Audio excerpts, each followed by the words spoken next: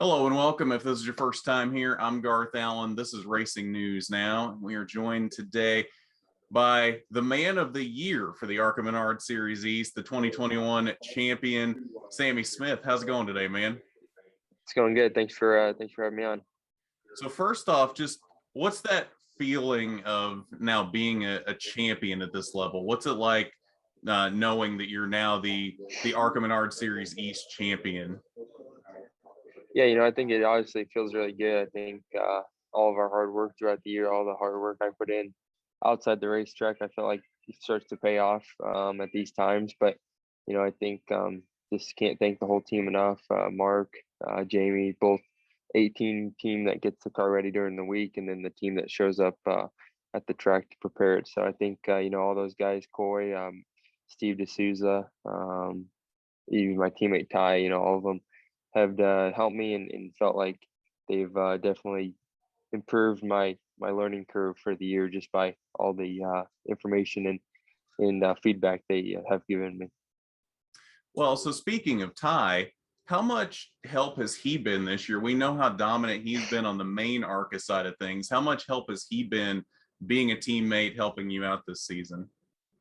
Yeah, he's helped me out a lot. To start this season, those first four really short tracks that I've always ran on in super late models and pro late models. I think I didn't really need so much of his guidance through those, just with me knowing how much I probably have more track time than those tracks than he does. So I felt like I kind of had an upper hand on most of them. It's just getting used to the car, which he talked me with quite a bit. Just what did I need in a balance of an ARCA car compared to a super late model to go out and win. So let's look back now specifically at Bristol here. What were you feeling heading into that race? You pretty much had it wrapped up at that point, but not completely, especially with the big field. One big mistake in that race and a 30th place finish, and you could have very easily lost the championship. So what was the mindset heading into that race with a pretty comfortable lead, but not completely having it locked up?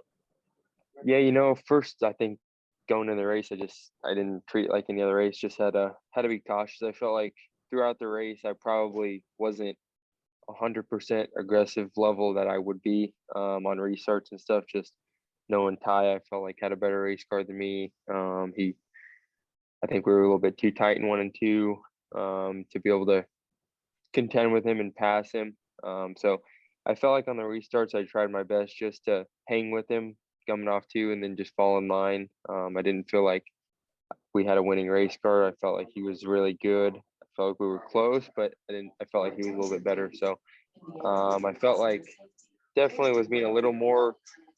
My aggressive level wasn't as it probably would be if I had to go out and win. So I think that was honestly the biggest thing. I just took it like another race and really had no pressure. Just was excited to be there and be in the moment.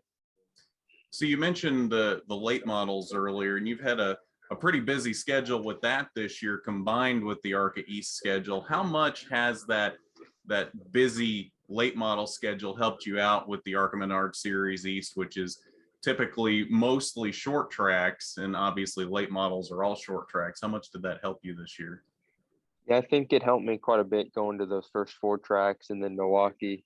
All I've had late model experience, and then I think Milwaukee was probably the biggest one, just because no one else have been on that track, so I was able to probably adapt a little quicker than everybody else. I felt like we didn't keep up with the car the best in the race, but I felt like those first couple of short tracks definitely has given me an upper hand going to run the Martinsville 300 this weekend, late model stock race for running Chad Bryant's late model. So that should be a good turnout, and I think they got like 75 cars on the entry list, so it'll be a tough field. So when we first talked to you this season after you won at Five Flags, you weren't sure if you were actually running the full season yet at that point or not, but you came out of the gate extremely strong this season, came very close to winning at New Smyrna, backed that up with three more wins pretty quickly after that. Were you very early in the season kind of auditioning for that full season this year?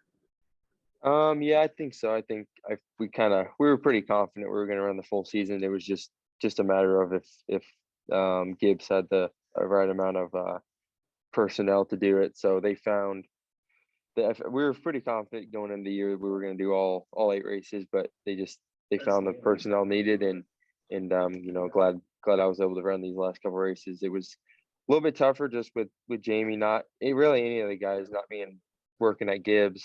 Jamie Jones came over from his truck deal and did it, and then he brought a couple of his guys, so it was tough.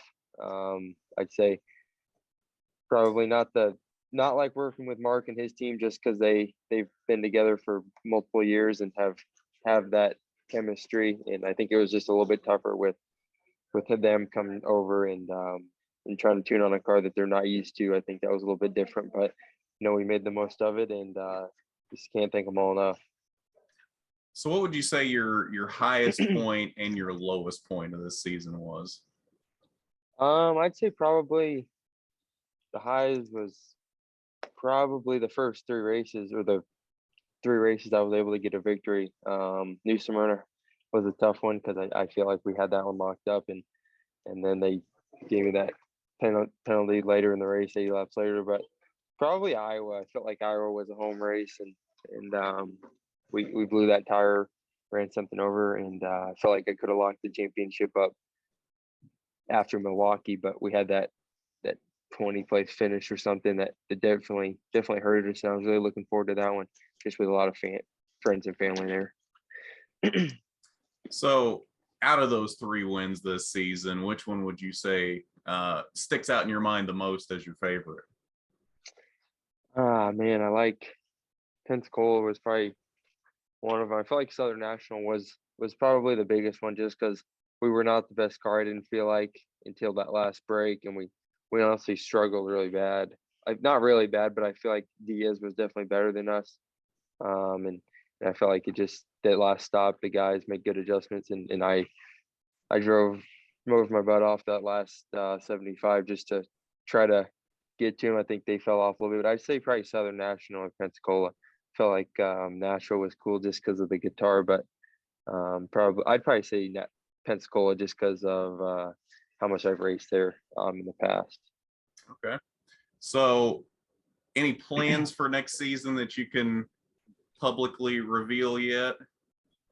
Probably just, we're still working on it, but probably just run all the ARCA races I can in the 18 car with Mark. So I'll probably miss a couple just because of my age, but probably just try to run as many as I can and get as much experience as I can. And then obviously I'll run speed weeks in the super late model, and then probably run 8 to 12 more super races. I really enjoy running the super, and I feel like it teaches you a lot about racing. So yeah. I'll probably the plan to do the same thing. So that's main ARCA races, right? Not East. Yeah, I'll probably run both ARCA and ARCA East, just as much as I can run with my age. So that's kind of the plan right now. We're still working on it with sponsors and stuff, but feel pretty good about it. All right. Well, I think that's all I got for you. So, Sammy, thanks for joining us today. Congratulations on the championship, and good luck this weekend in Martinsville in the late model. Yeah, thank you. I appreciate it.